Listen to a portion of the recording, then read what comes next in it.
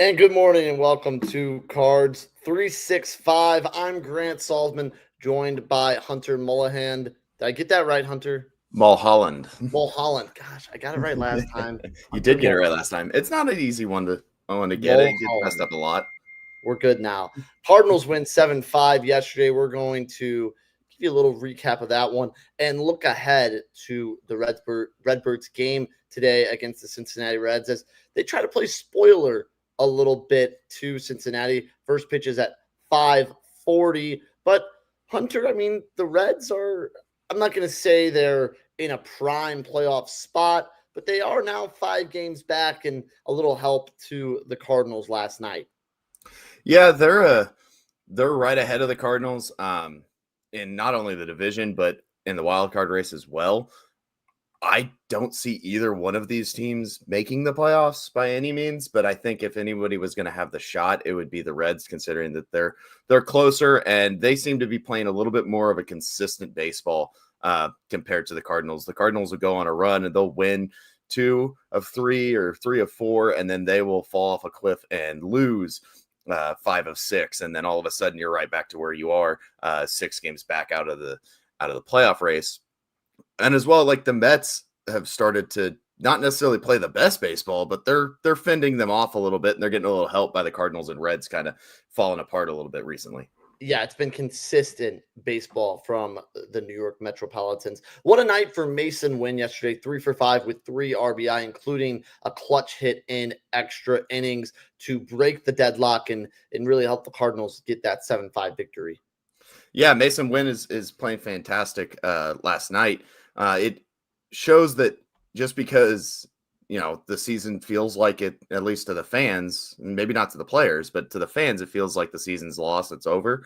The team's still showing some fight. You saw it with Wilson Contreras and his ejection, which I have my own opinions about a little bit of couple things that he did, but I like to see the fire in him. But it really is like you see everybody going out there and preparing themselves for, what if we do go on a run? And that's kind of how it feels with this team. Is they're like, if we go and do it, we go and do it. If it doesn't happen, we weren't necessarily supposed to be in this spot anyways. Yeah, exactly. I feel the same way there. I think that at the end of the year, if they go right about 500, it's exceeding expectations a little bit. I think it's something you can build off of then, just little next step that, hey, we just need to win 7-8 more games next year and we're in a playoff spot, which by no means is an easy feat, but also not an astronomical one either. Talk about Matthew Liberatore. He looked better. We've seen him have some rough starts, 5 innings, 3 earned runs. He did give up 8 hits, but he was able to pitch himself out of danger. And this has been the big point of this Cardinals team is they've had too many pitchers come in, struggle, and they're down 6 to 7, 8 runs before the offense really has a chance to even settle in. What Matthew Liberatore did last night was give the Cardinals a chance. Yeah, and the theme of the season really hasn't been the offense. Yeah, the offense has kind of fallen off of their hot streak that they started the year on, but the offense has been relatively consistent. But it's really difficult to go out and win 90 games in a season if your starting pitching is putting you in a 7-run hole by the 4th, and then they're out of the game, and your bullpen that's already taxed because the last guy did that last night is already trying to pitch on short rest, overworking guys, and you just find yourself in a spot where you've got guys that, like Kyle Leahy has been fantastic in going those 2-3 innings that when they need him to. Mm-hmm. But that's not necessarily a spot you want your relievers in. No. In today's game, and you started to see the fall of that starting pitcher that's going to go 7. Like every time growing up, when I saw Lance Lynn was towing the rubber, Lance Lynn, it didn't matter. He was going to throw 160 pitches, but he was going to get you through 7. It did not matter what it was going to take. And that has kind of fallen off, especially with like Liberatore. Liberatore only tossed 88 pitches last night. They are trying to keep him on a pitch count for the remainder of the season, try and limit his the stress on his arm from pitching in the rotation for a full season. Yeah. So the starting pitching really has to be something that the Cardinals address in the winter. Got to go in and whether it is an overhaul of, like, you already have gotten rid of Fetty, and it seems that like McGreevy's going to take that spot, who's today's starter. But Michaelis is done with his contract. Question marks about Palantes this season after last season, where he kind of earned the right to be in the rotation again. It's going to be interesting. Are they going to go young? Are they going to try and bring somebody in to maybe be that traditional number 2 behind Sonny Gray? Yeah, there's a lot of question marks, obviously, with the rotation. I want to remind you that all content here and Cards 365 on STL Sports Central is brought to you by Gray Bar, your distributor for electrical and datacom needs. A lot of question marks in the starting rotation. If you want to give us your comments, questions, concerns, make sure to put them in here in the comments. We'll read them out. We'll give our opinions on them. I think that is the big concern with the rotation is Michaelis is gone, so you're replacing one starter. You're assuming you have Gray in. You're assuming you have Libby in. You're assuming McGreevy, and then Palante is a question mark. And I'll say even Libby's a question mark. I think Libby's for sure in, but with the way Andre Palante's pitched recently, I think he's quickly maybe losing an opportunity next season. He might be in a battle for a spot next season. Yeah, and whether it's a battle for a spot or even just in my thought with how Chaim Bloom wants to necessarily run the organization, he's got young starting pitching in the minor leagues that he's going to have the availability at some point next season. So do the Cardinals trot out Palante early, and then when Quinn Matthews is ready, he comes up and takes the spot? Or if Bloom decides that, hey, we've got to clear some roster spots because we've got this dude named JJ Weatherholt sitting down in AAA and he needs to be on the roster, we got to clear some roster spots. Maybe is Palante an add-on to somebody to be like, hey, kind of take this and like we'll give you an extra arm. I think that's probably the question that you're starting to look at. And if he makes it to spring training, he's going to have to be in a battle. And I think you kind of started to see it this year in spring training with McGreevy. There was a question on whether it was going to be McGreevy or Palante to start the season with the Cardinals. And Palante gets the job. I don't necessarily know if that was the right call, because if you look at how the season has progressed, it seems as though McGreevy has given you a better chance to win every single time that he's pitched, despite, I think, his second appearance once being up here fully did not go so hot, but he's been better in every other start that he's had than that one. So and his ERA is skewed because of that one start. Right. So I really want to see, like, is Palante going to be on the team come January? I agree with you. It's like, a big question mark. Does he make it past winter meetings? Because if the Cardinals are trying to trade, especially like Nolan Arenado, that contract is already, the Cardinals are probably going to have to eat some of it. Yeah. Are they going to have to add somebody else onto it? And it depends on if Bloom's going to trade Arenado or not, but it feels like that's probably the way it's going to go, simply just because that's kind of what Bloom's process last year was, go out and restructure our minor league system and kind of create a better flow than the previous regime had in getting guys from prospect status to major leaguer. Yeah, I agree with you. Jeremy Davis says, Tanny Franklin is starting for Peoria today. Any news on Liam Doyle? I have not heard anything on Liam Doyle. Hunter, have you? I have not. I'm going to do some digging for a second. See if I got anything. There's not much on. I think he's still working through getting. Yeah, I think down in Palm Springs, I would assume. I think he's probably still getting acclimated to the daily life of a professional baseball player. That's what I would think. Now let's talk yesterday about the rotation. They go 5 innings. Gordon Graceffo struggles a little bit. He gives up 3 hits, 2 earned runs, does strike out 3 though. But other than that, 4 other innings of scoreless baseball for the Cardinals bullpen. But 5 innings, 2 earned runs, not terrible. And a save for Ryan Fernandez, who came in there in the 10th. Yeah.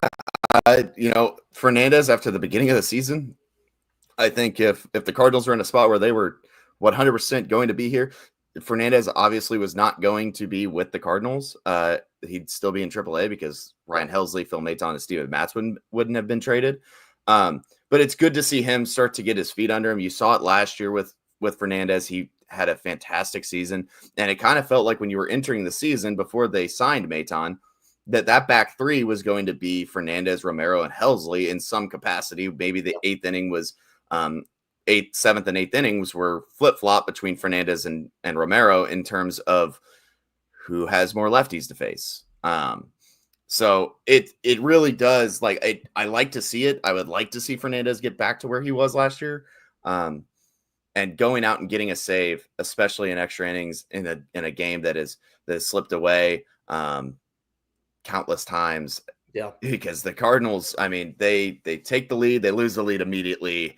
It felt that way last night, where it was just every single time that the Cardinals did something good, they shot themselves in the foot, whether it was leaving pitches a little bit too meaty for the Reds to hit, and all of a sudden it flipped again. And so it was nice to see Fernandez really start to get his feet under him, and hopefully that continues and builds over September. Yeah, Lauren Foote says Swanson looks like he needs to be considered for the closer next year. And I will say, of all things that the positives of trading away the bullpen, selling, really, it's been that these guys that have been in the bullpen have done a really, really nice job. And Matt Swanson is one of those guys. He has been unbelievable. I think his only real blemish, if I remember, is when I think down in Tampa, he gave up a grand slam coming in trying to do up some mop-up duty. But it's been really impressive what Matt Swanson and company have done so far. Yeah, Swanson's been fantastic. I've been purely impressed, and I completely agree, Lauren. He absolutely should be considered. Does he get it? I don't know, because you do still have JoJo Romero, but JoJo right now, being the only left-handed pitcher of the bullpen, is kind of handcuffed in his use. So I think that when you get to spring training next year, this next month is basically a tryout for all of their closing options. They're going to be putting different guys into high leverage situations just to see what they have, because down the stretch, if the Cardinals finish 2 games above 500, they're still not in the playoffs. If the Cardinals finish 2 games below 500, well, the team was supposed to be around this spot anyways. So they're really in this spot where finding out whether or not you have a guy that can go out and close games for you next year is really important. And if it doesn't look like there's one on the roster, maybe they just go send a flyer on some reliever that is going to be out there in the winter. I haven't done too much digging on relievers, but I believe, as stupid as this sounds, considering he played for the Reds and the Pirates, Aroldis Chapman is going to be a free agent. Aroldis Chapman has had his best season in many years because he's somehow figured out how to spot a fastball.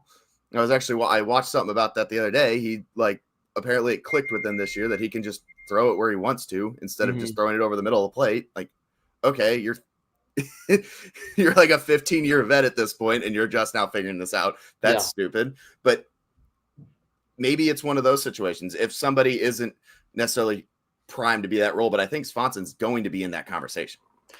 Yeah, I would think Chapman at his point in career probably not coming to St. Louis. No. But it's an interesting question. So let's move on then to today. Michael McGreevy, as you hinted at, he's 5-2 with a 4.43 ERA and 63 innings for the Redbirds. They face the Reds ace. The Reds look to stop a 4-game skid. Andrew Abbott, he's 8-4 with a 2.62 ERA, the tough lefty. How do the Cardinals find a way through against Andrew Abbott when they've really struggle against lefties, especially Abbott? Well, I think you're just going to have to rely on the guys in the middle of the order to just find a way to get it done. You're going to have to rely on Mason Wynn to continue his hot night. And I think you really need to see, like, Jordan Walker was supposed to be able to mash left-handed pitching. He has to have a good night against this lefty if the Cardinals want to get wins. Now, Wilson Contreras is still slated to be allowed to play, but they could always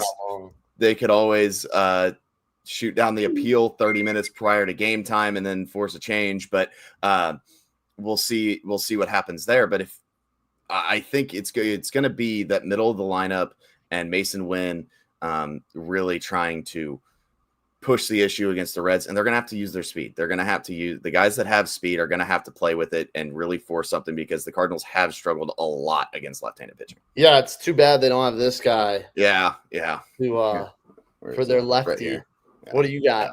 Oh, there you go. Yeah. Yeah. He'd like some lefty pitching at Great American Ballpark right about now. But yeah, Cardinals trail 6.5. We'll talk a little bit more about this game.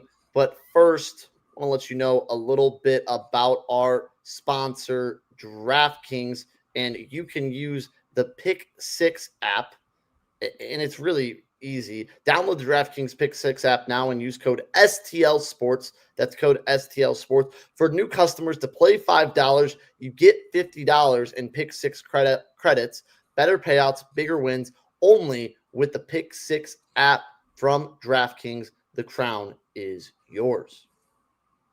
Gambling problem? Call 1-800-GAMBLER. Help is available for problem gambling. Call 888-789-7777 or visit ccpg.org in Connecticut. Must be 18 and over. Age and eligibility restrictions vary by jurisdiction. Pick 6 not available everywhere, including New York and Ontario. Void where prohibited. One per new customer. Bonus awarded as non-withdrawable Pick 6 credits that expire in 14 days. Limited time offer. See terms at pick6.draftkings.com/promos.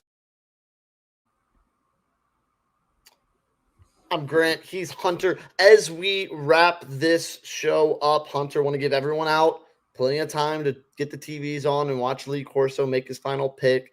Big college football Saturday. But the Cardinals play at 5:40. Michael McGreevy on the bump. What do you want to see out of the young rookie today at a tough pitcher's ballpark in Cincinnati? I want to see him keep it on the ground. Use your defense. You've got I know that Donovan and Arenado are out. You still have Mason Wynn. Gorman's not the greatest defensive third baseman, but he still has been able to make most plays, most routine ones. Keep the ball on the ground.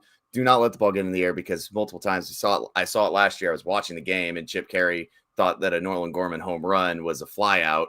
And he was like, oh, that ball got out. That's weird. So definitely do not get the ball in the air, especially against guys like De La Cruz and Spencer Steer. Those guys will mash the baseball out of the yard. You have to keep the ball on the ground. And that's really the big key with McGreevy. And I want to see him go 6. I want to see him go 6. That's the big key. If our starter goes 6, if the Cardinals starter goes 6, it's just going to be a better day because then you only have 3 innings of work instead of 4 or 5. Yeah, I think that's a big deal too. Bullpen went 5 innings yesterday. See if you can't get a quality start out of McGreevy. Get that little QS stat up. Mm-hmm. Let's go 6 innings, 2-3 runs. The Cardinals have a chance to win. I think that'd be best case scenario, Hunter. Yeah, you keep the ball in the yard and keep control the base paths too. That's going to be a big key because if runs are tight, De La Cruz is going to try to make something happen. A lot of their guys will try to make something happen on the bases.